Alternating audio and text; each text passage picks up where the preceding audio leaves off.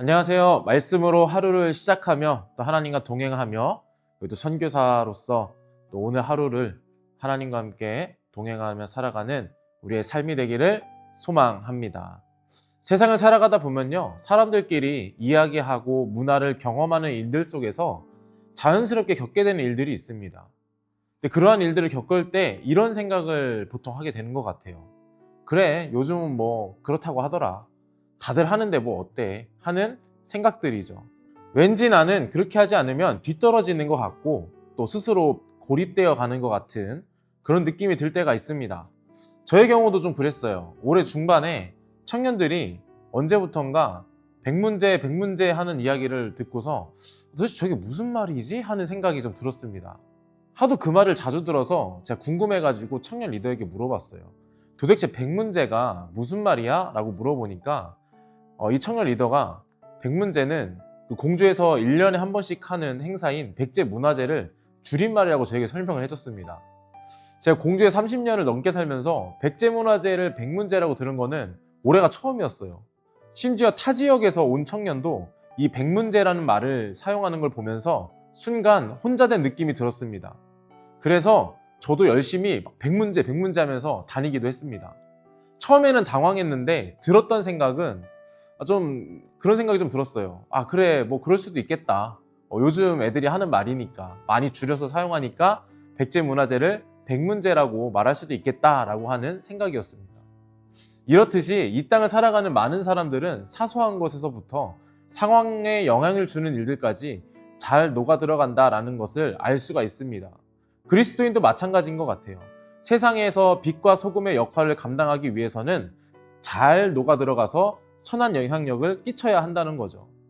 그러나 세상에 잘 녹아 들어가야 한다는 것은 세상과 적당히 타협하면서 세상과 우리 신앙의 중간에 걸쳐서 그리스도인으로 살아가라는 말이 아니죠.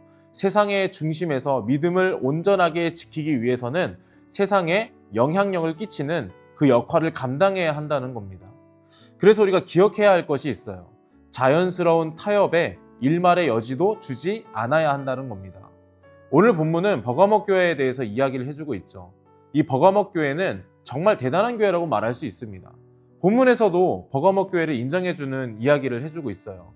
13절의 말씀을 보면요, 내가 어디에 사는지를 내가 아노니 거기는 사탄의 권자가 있는 데라. 내가 내 이름을 굳게 잡아서 내 충성된 증인 안디바가 너희 가운데 곧 사탄이 사는 곳에서 죽임을 당할 때에도 나를 믿는 믿음을 저버리지 아니하였도다. 버가목 교회가 어디에 있길래 이런 칭찬을 들을 수 있었던 걸까요? 버가목 교회가 있던 지역은 고대 신전 도시였습니다. 쉽게 이야기해서 우상신전 대박람회 특화 지구라고 생각하시면 될 것 같아요. 그 우상의 신전이 가득한 지역에 버가목 교회는 신전에 둘러싸였던 교회였기 때문에 그 교회가 온전히 서 있는 것만으로도 정말 대단하다고 말할 수가 있겠죠. 그래서 13절에서도 너가 어디에 있는지를 내가 안다라고 이야기를 해주는 것입니다.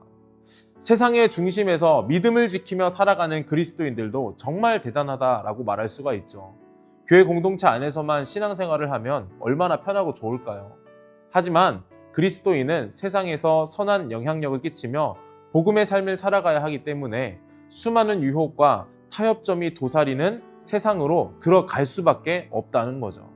그 세상의 한복판에서 지켜야 하는 믿음도 있지만 복음을 전하는 삶도 정말 쉽지 않습니다. 왜냐하면 세상은 그래, 그럴 수도 있어 하는 자연스러운 타협으로 그리스도인들에게 접근하기 때문이죠. 세상의 흐름이 이렇기 때문에, 문화가 이렇게 흘러가기 때문에 수용하고 또 포용해주고 그 인정해주면서 그리스도인도 그렇게 살아가다라고 유혹을 하는 것이죠. 또는 절반이라도 닮아가라고 타협점을 내놓기도 합니다. 버가목 교회는 그 힘든 지역에서 치열하게 신앙을 지키는 것에는 칭찬을 받았습니다. 그러나 자연스러운 타협에 일말의 여지를 내어주고 말았죠. 14절의 말씀을 보게 되면요, 그러나 내게 두어 가지 책망할 것이 있나니 거기 내게 발람의 교훈을 지키는 자들이 있도다. 발람이 발락을 가르쳐 이스라엘 자손 앞에 걸림돌을 놓아 우상의 제물을 먹게 하였고 또 행음하게 하였느니라. 이와 같이 내게도 니골라 당의 교훈을 지키는 자들이 있도다. 버가모 교회에서 이렇게 여지를 내어준 사람들의 생각은 어떤 생각을 가지고 있었을까요? 아마 그 지역의 문화가 그러니까, 내가 살고 있는 지역의 풍토가 이러하니까, 사람들이 다 아무렇지도 않게 우상을 숭배하고 음행하니까, 영지주의의 이단의 영향으로 내 정신만, 내 마음만, 내가 하나님을 믿는 믿음만 제대로 향해 있으면 되니까 하는 생각이었을 것입니다. 그리스도인이기 때문에 모든 것을 다 끊어내고 폐관 수련을 하라는 얘기가 아닙니다. 다만 세상의 중심에 서 있는 그리스도인이라면 내가 어느 쪽에 서야 하고 어떤 선택을 해야 할지 분명한 입장을 드러내야 한다는 거죠. 진리를 거스르게 하고 세상의 유익과 편의에 타협하지 않도록 일말의 여지도 우리가 양보해주면 안 됩니다. 사실 신앙인이 살아가는 이 땅에서, 삶의 환경에서 어떤 여지라도 줄 수 있습니다. 우리가 삶을 살아가면서 받아들일 수 있는 부분도 충분히 있습니다. 그러나 단 한 가지 타협하면 안 되는 부분이 있어요. 바로 우리의 신앙에 대한 영역입니다. 그래서 기독교 신앙은 본질에 대해서 정말 배타적이다라고 말할 수 있습니다. 왜냐하면 진리는 단 하나이고 이 진리를 지키기 위해서는 어떤 것도 양보할 수가 없기 때문이죠. 설사 세상의 흐름이 모든 것을 용인하는 흐름으로 간다고 해도 우리가 믿는 이 신앙의 본질만큼은 양보할 수가 없다는 거죠. 세상에서 혼자가 되는 것에 두려워하지 말고 주님과 멀어지는 것을 오히려 두려워할 수 있기를 바랍니다. 세상의 중심에서 믿음을 지키기 위해 자연스러운 타협에도 신앙에 있어서는 일말의 여지도 허용해 주지 않기를 바랍니다. 하나님은 그 순전한 믿음을 원하십니다. 예수로 사는 사람의 그 온전한 믿음을 살아낼 수 있는 저와 여러분이 되기를 소망합니다. 오늘은 자연스러운 타협에 일말의 여지도 주지 말자라고 말씀을 나눴습니다. 그리스도인의 신앙생활은 정말 치열할 수밖에 없는 것 같아요. 그러나 그 치열한 영적 사투의 이유를 잊지 않았으면 좋겠습니다. 구원은 믿음을 통해서만 받기 때문이고 그 믿음이 신앙인의 삶으로 드러나기 때문이죠. 온전한 믿음을 지키기 위해 신앙을 살아가는 그리스도인에게 자연스러운 타협 앞에서 답은 하나입니다. 믿음을 지키기 위해 나는 믿음을 살아내기 때문에 세상의 타협에 일말의 여지도 주지 않는다.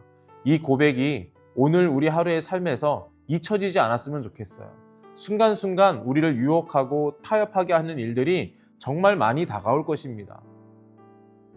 그 안에서 예수님이라면 어떻게 하실까라고 하는 그 질문으로 우리의 신앙과 삶을 살아낼 수 있기를 바랍니다.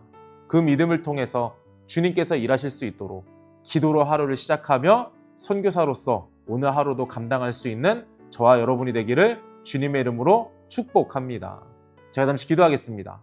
하나님 아버지, 오늘 우리가 나누었던 말씀을 마음에 새기고 또 삶으로 살아내면서 세상과 타협하지 않는 온전한 믿음으로 우리에게 주어진 선교사로서의 그 사명을 가지고 살아갈 수 있는 믿음의 삶이 되게 하여 주시옵소서. 어떠한 일이 있어도 주님이 나와 함께하고 계심을 기억하면서 그 온전한 믿음을 통해서 일하시는 하나님을 경험하는 은혜의 삶이 되게 하여 주시옵소서. 예수님의 이름으로 기도합니다. 아멘.